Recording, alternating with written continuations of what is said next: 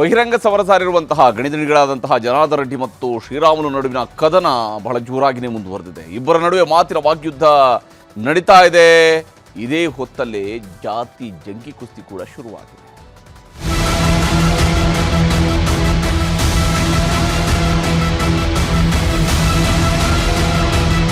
ಬಳ್ಳಾರಿ ರಾಜಕಾರಣದ ರಾಮಲಕ್ಷ್ಮಣರಂತಿದ್ದ ರೆಡ್ಡಿ ರಾಮುಲು ಈಗ ವಿರೋಧಿಗಳಾಗಿದ್ದಾರೆ.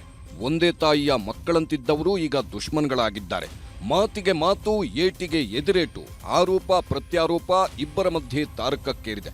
ದ್ರೋಹಿ, ಮೋಸಗಾರ, ಸುಳ್ಳ, ಕಳ್ಳ, ರೌಡಿ ಅಂತೆಲ್ಲ ಒಬ್ಬರಿಗೊಬ್ಬರು ಬೈದಾಡಿಕೊಳ್ಳುತ್ತಿದ್ದಾರೆ. ಗುರುವಾರ ಶ್ರೀರಾಮುಲು ವಿರುದ್ಧ ಸಿಡಿದೆದ್ದಿದ್ದ ಜನಾರ್ದನ್ ರೆಡ್ಡಿ ಆರೋಪಗಳ ವಾಗ್ಬಾಣವನ್ನೇ ಬಿಟ್ಟಿದ್ರು.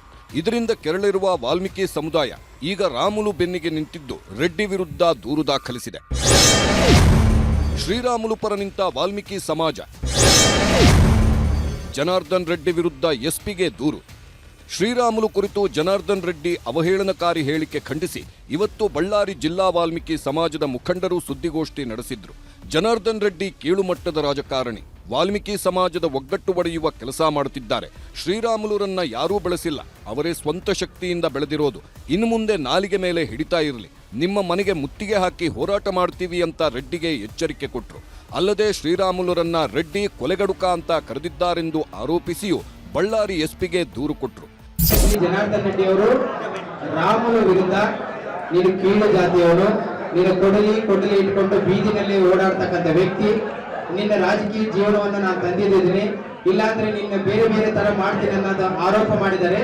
ಆರೋಪಕ್ಕೆ ವಿರುದ್ಧವಾಗಿ ನಾವು ಮುಂದಿನ ದಿನದಲ್ಲಿ ರಾಮುಲು ಸ್ವತಃ ಅವರ ಹತ್ರ ಡಿಸ್ಕಸ್ ಮಾಡಿ ಒಂದು ಕೋರ್ಟ್ ಅಲ್ಲಿ ಮಾನನಷ್ಟ ಮೊಕದ್ದಮೆ ಮಾಡ್ತೀವಿ. ಒಂದು ಅದರ ಜೊತೆಗೆ ರಾಜ್ಯದ ಎಲ್ಲಾ ಜಿಲ್ಲೆಗಳಲ್ಲಿ ಪೊಲೀಸ್ ವರಿಷ್ಠಾಧಿಕಾರಿಗಳು ಒಂದು ಕಂಪ್ಲೇಂಟ್ ಕೊಡ್ತಾ ಇದ್ದೀವಿ. ಸಿಬಿಐ ಎದುರಿಸಿದವನಿಗೆ ಇದ್ಯಾವ ಲೆಕ್ಕ? ವಾಲ್ಮೀಕಿ ಮುಖಂಡರಿಗೆ ರೆಡ್ಡಿ ಕೌಂಟರ್. ವಾಲ್ಮೀಕಿ ಸಮುದಾಯದ ಮುಖಂಡರು ಎಸ್ಪಿಗೆ ದೂರು ನೀಡಿರುವ ವಿಚಾರವಾಗಿ ಪ್ರತಿಕ್ರಿಯಿಸಿರುವ ಜನಾರ್ದನ್ ರೆಡ್ಡಿ, ನಾನು ಸಿಬಿಐ ಅಂತಹ ಕೇಸ್ಗಳನ್ನು ನೋಡಿದ್ದೇನೆ, ಇಂಥದ್ದಕ್ಕೆಲ್ಲ ನಾನು ಜಗ್ಗಲ್ಲ ಹೆದರಲ್ಲ ಎನ್ನುವ ಮೂಲಕ ಕೌಂಟರ್ ಕೊಟ್ಟರು. ಆಸ್ತಿ ವಿಚಾರಕ್ಕೆ ವೈಮನಸ್ಸು ಉಂಟಾಗಿದೆಯಾ ಅನ್ನೋ ಪ್ರಶ್ನೆಗೆ ನಿಧಾನವಾಗಿ ಕಾಲಕ್ರಮೇಣ ಎಲ್ಲವೂ ಗೊತ್ತಾಗುತ್ತೆ ಅಂದ್ರು. ಸಿಬಿಐ ಪ್ರಕರಣಗಳನ್ನೇ ಎದುರಿಸಿ ಬಂದಿರುವಂಥವು ನಾನು. ಇದ್ಯಾವುದನ್ನು ಕೂಡ ನಾನು ಲೆಕ್ಕ ಇಡಲ್ಲ. ಎಲ್ಲರೂ ಕೂಡ ನೋಡ್ತಾ ಇರ್ತಾರೆ. ಪಕ್ಷದ ವರಿಷ್ಠರು ಏನು ಹೇಳ್ತಾರೆ, ಪಕ್ಷದ ಚೌಕಟ್ಟಲ್ಲಿ ನಾನು ಮುಂದೆ ಹೋಗ್ತೇನೆ. ಯಾವುದಾದ್ರೂ ಕೂಡ ಯಾವುದು ರಹಸ್ಯವಾಗಿ ಯಾವುದು ಉಳ್ಕೊಳ್ಳಲ್ಲ. ಅರ್ಥ ಆಯ್ತಾ?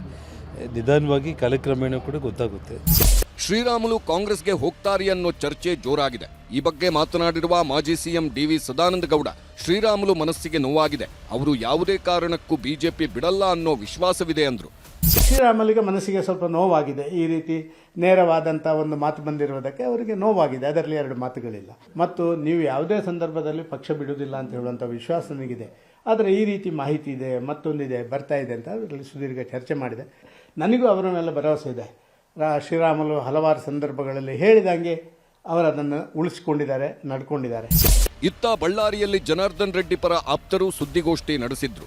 ಜನಾರ್ದನ್ ರೆಡ್ಡಿ ಅವರಿಂದ ವಾಲ್ಮೀಕಿ ಸಮಾಜಕ್ಕೆ ಅನ್ಯಾಯ ಆಗಿಲ್ಲ, ಶ್ರೀರಾಮುಲು ರಾಜಕೀಯ ಬೆಳವಣಿಗೆಗೆ ರೆಡ್ಡಿ ಕಾರಣ, ರಾಜಕೀಯವಾಗಿ SC/ST ಸಮುದಾಯದವರನ್ನ ಬೆಳೆಸಿದ್ದಾರೆ, ಇದನ್ನ ವಾಲ್ಮೀಕಿ ಸಮಾಜದ ನಾಯಕರು ಅರ್ಥ ಮಾಡಿಕೊಳ್ಬೇಕು. ಜನಾರ್ದನ್ ರೆಡ್ಡಿ ಜೊತೆ ಮಾಡಿರುವ ಆಸ್ತಿಯನ್ನ ಶ್ರೀರಾಮುಲು ವಾಪಸ್ ಕೊಡಬೇಕು ಅಂತ ಆಗ್ರಹಿಸಿದ್ದಾರೆ.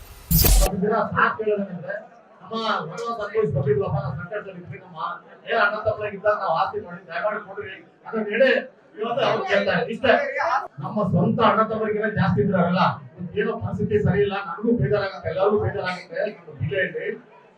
ಅವತ್ತು ಅಣ್ಣ ತಮ್ಮಂದ್ರಿದ್ದಾಗ ನಾವು ಆಸ್ತಿ ಮಾಡ್ಕೊಂಡ್ರಪ್ಪ, ಇವತ್ತು ನನಗೆ ಕಷ್ಟ ಇದೆ, ನಮ್ಮ ಆಸ್ತಿ ಬಿಟ್ಕೊಡ್ರಿ ಅಂತಂದ್ರೆ ಕೇಳ್ತಿದ್ವಿ ಅಷ್ಟೇ. ಒಟ್ನಲ್ಲಿ ರಾಮುಲು ರೆಡ್ಡಿ ನಡುವಿನ ವೈಮನಸ್ಸಿಗೆ ಹೈಕಮಾಂಡ್ ನಾಯಕರು ಯಾವ ಮುಲಾಮು ಹಚ್ಚುತ್ತಾರಂತ ಕಾದು ನೋಡಬೇಕು. Bureau report, news 18.